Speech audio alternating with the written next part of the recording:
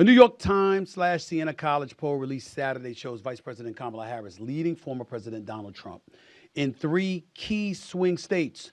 The poll, conducted between August 5th and August 9th, found that if the election were held today, 50% of voters among the likely electorate in Michigan, Wisconsin, and Pennsylvania would choose Harris, while 46% say they would choose Donald Trump. The Harris campaign has gotten a boost since President Joe Biden dropped out of the race last month, July 21st to be exact, and endorsed his VP. She's raised more than $300 million and has drawn Trump-like crowds at rally stops in Wisconsin, Michigan, Arizona, and Nevada. Before I get to my opinion, ladies and gentlemen, let me show y'all this poll to juxtapose what was transpiring in June. National poll, August 12th, has Harris up 48% to 47% for Trump. That's as of today. Okay? That's what the national poll average is showing. Less than 2 months ago, June 28th, Trump had a 5-point lead. Okay? So let's understand something. Let's understand this right now. This is a beautiful thing. If you're a Democrat, you're a leftist, because you're looking at it, in my opinion, all wrong. Let me be the first to say that doesn't mean shit to me. It means nothing to me. Ladies and gentlemen, we got to decide whether you're trying to win or not. And whether you truly believe you deserve to win. Now, I've been on the record. I'm going to support my sister Kamala Harris, HBCU grad just like myself, Vice President of the United States of America, former Attorney General for the state of California, former district attorney in the city of San Francisco. I see what folks have been saying. Not all, not most, but some folks have been trying to say about her. You understand? Questioning her intellect and all of this other stuff. Now, I ain't going for that. We ain't going to get into the questioning her ethnicity either. You don't sit up there and get to tell us if we got a speck of black in our blood, then guess what? We black. But then all of a sudden, she's running for the president of the United States. You want to ask questions, is she black? Or is she Indian? I don't know. No, we don't get to do that. We ain't doing that. All right? But having said all of that, fair is fair. Fair is fair to independents out there. Fair is fair to conservatives and Republicans out there. There's certain things that we have to hold both sides to. Now, Joe Biden stepped aside as the presumptive Democratic nominee on July 21st. Okay? Now I'm going to look at this right now. I'm looking at my calendar because I just want to make sure. July 21st was a Sunday. We've had 1 week, 2 weeks, 3 weeks, and 1 day since Joe Biden stepped aside. The only damn place we've seen Kamala Harris is at pep rallies. What's up? Somebody got to say something. And it can't just be the conservatives. Right is right. I'm talking to my sister here. Come on now. You running for the presidency of the United States of America. You got my vote. You running for the presidency of the United States of America. What you hiding for? And I mean hiding in plain sight. Somebody got to say it. Somebody got to say it. Now, you can't be running for the presidency of the United States. Not one single press conference, not one single one-on-one sit-down interview where somebody gets to question you about the questions that we ask. That's not fair. That's not fair. And if you're a conservative and you out there lambasting her for it, ridiculing her for it, trying to torment her for it or whatever, it is perfectly within your right to do so. All of you anti-conservatives out there, shut the hell up. That's a valid point. It ain't valid to bring up a blackness or an Indian heritage and to try to point to things of that nature. That's nonsense. But to ask her about her record, because she is attached to the Biden record, is definitely apropos, especially when you were bragging about the record. We talked about Biden being a transformative president. Well, stand on it then. Stand on it. Where you at? No George Stephanopoulos, no Meet the Press, no State of the Union. What's up? No Face the Nation, no Politico, no MSNBC. I understand why you wouldn't do Fox. Liberals don't really do Fox, just like conservatives don't really do MSNBC. You're welcome to the Stephen A. Smith Show. I will gladly interview Donald Trump. I will gladly interview Kamala Harris. Name the time or place. I'll come to you. I'll come to you. I'll show up. Anytime. And I'm no political aficionado. I'm going to need fact checkers. I don't know everything that y'all going to say. But I know this much. I know how to ask the questions that Americans want to know. Kamala Harris, there are certain things that we have to ask you a question about. There's simply no way of getting around certain things. Weren't you against fracking? Is that true? And now you're for it? Just asking. These are important questions to think about. You're going to intensify and elevate the importance of securing our borders. Were you always that way? These are legitimate questions. You no longer support a national ban on fracking. Also, you no longer support the elimination of private health insurance. Is it true that one time you supported those things? When did your mind change? How long ago was that? When were you going to tell the American people?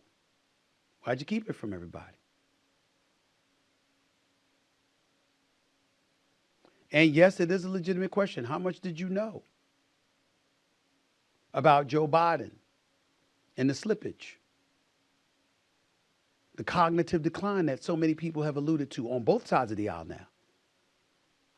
Did you ever feel compelled to tell anybody? I know you didn't want to come out and dime them out publicly, but privately, were you working behind the scenes? Did you tell folks about this? Did you talk to Joe Biden himself about that? These are legitimate questions for a presidential candidate.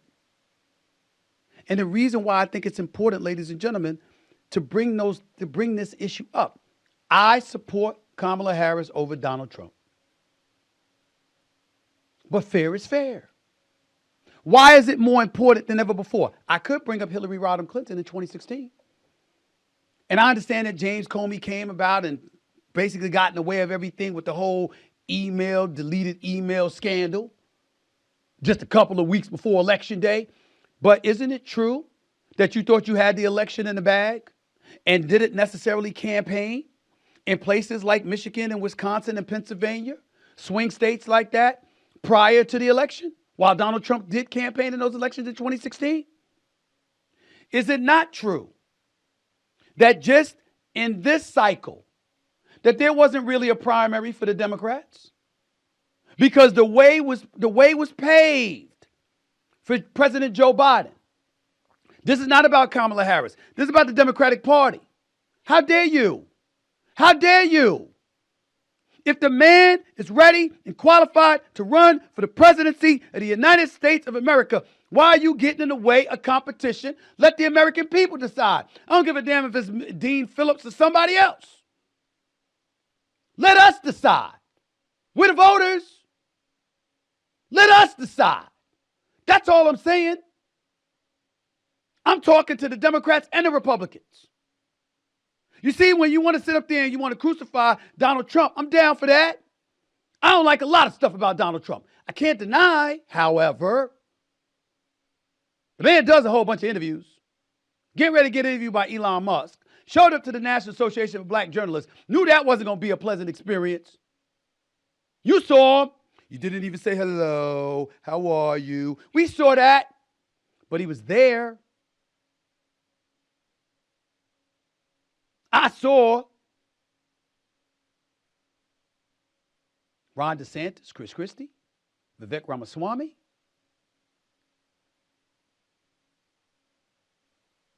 Nikki Haley. I saw people trying to knock him off in the primaries, the Republican conservative folks in this country spoke. We want Donald Trump, they said. Okay. 2 impeachments, $454 million civil case, 34 felony convictions. They said, we don't give a damn. He's our guy. Did we really get to make that choice about Joe Biden? We didn't. Because there was no primary.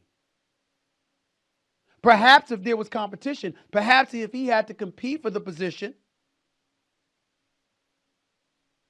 and we heard other voices emanating from the Democratic side, from the left side, from the progressive side, we would have felt better. But the road was paved for Joe Biden to cakewalk to the Democratic convention to be the official Democratic nominee until he showed up for a debate on June 27th. And all hell broke loose thereafter. Had it not been for that, all we would have been doing was talking. But he still would have showed up in Chicago a week from now for the Democratic National Convention and pushed in as the Democratic nominee. Wait a minute. If that's the case, what's right about that? Now, you Kamala Harris, let me say this. I'm not saying this to malign you. I'm saying this because I believe in you. I believe you show up on a debate stage against Donald Trump and you'll do your thing. That sister will come out and you'll be ready. As you stated eloquently during your first press conference as a presumptive nominee, I know Donald Trump's type. So you can handle your business. I believe. Do you believe? What's up? This strategy that everybody's invoking. Let's not say anything. I'm not saying the strategy wasn't good to this point. But remember, I was the one that said a year ago, we needed a new president for the next election. Joe Biden can't be the guy. Y'all waited about 8 months, but everybody found out I was right. And I'm telling you now, Vice President Harris, this strategy that is working, that has you up in the polls, where you showing up at rallies and that's pretty much press conferences and interviews, that is not going to fly for much longer. You're coming out with your economic plan this week, supposedly. Can't wait to see it. Fracking, private health insurance, our borders. We want to hear about that. I want to see you interviewed by George Stephanopoulos. Hell, I want to see you interviewed by Joy Reid. I want to see you interviewed on Meet the Press. I want to see you on Face the Nation. I want to see you on State of the Union and with Jake Tapper. I want to see those interviews. The American people want to see those interviews. Because if you don't, or you wait too long, then the momentum's going to slip. See, all the left needs to do is show fight. Stand on your record. Most American people want things a certain way. Some American people want things another way. Okay, cool. Make your case. But don't do it by circumventing the process. The process entails you doing interviews, you having press conferences, you answering questions and not reading down and saying, okay, Stephen A. Smith, it's your turn. Okay, Charlamagne the God, it's your turn. Okay, Jake Tapper, it's your turn. Okay, Caitlin Collins or Joy Reid, it's your turn. Nah! Stand up on the podium and look into the crowd and just point. You. You ain't running from nobody because you want to be the president. You ain't running from nobody. Let's go. Let's go. You 19 years younger than Donald Trump. You swear you're more honest than Donald Trump, more ethical than Donald Trump, more decent than Donald Trump. Okay, let's go. Let's go. Let's go. See, I cover sports. And let me tell y'all something real quick. I'm a stickler for this. I cannot stand, I adamantly despise athletes, youngsters being held accountable to the degree that politicians are held accountable. We get on athletes for every little mistake they make. Role models or lack thereof, and all of this other stuff. We get on them. They pass gas, we on their ass. Everywhere we turn. They 20, they 22, they 25. I can pick athletes, name after name after name, that y'all were ready to throw out to pasture and tell them they ain't worth a damn. Why? Because they made a mistake. But all they doing is playing ball and collecting their check for their hard-earned money and effort. Y'all are trying to run our lives economically, healthcare, border. List goes on and on. Reproductive rights.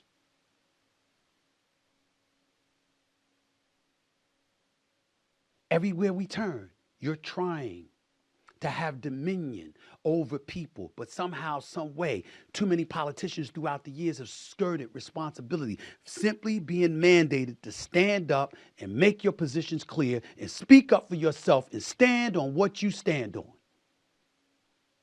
If ever there is a position where there should not be allowed, is somebody in pursuit of the presidency of the United States of America. I support you, my sister Kamala Harris. Got my vote. But enough of this with the rallies disguised as, I don't care that 15,000 people showed up. We got that. You're going to get support. You are 19 years younger than this man. There is no cognitive decline when it comes to you. You are spry, you are energetic, you are ready, you are feisty, you are a fighter, you are intelligent, you know how to do battle. Let's go! I want to see some damn interviews. I want to see you answer some questions. This is not said in the negative. I'm saying it because I believe in you. And I believe that if this strategy, which has worked to this point, I'm fearful that if you continue to do it, you're going to lose momentum. I'm not knocking the Harris campaign, the Harris-Walz campaign, for what you are doing. I'm saying it can't continue for long. Otherwise, you're going to have slippage in the momentum. As we draw closer to the election, don't let people look at Trump and saying he willing to stand up and fight anything, anybody, at any time. But she's not. You let them know you know how to fight too. And you know how to win. That's all I'm saying. That's all I'm saying.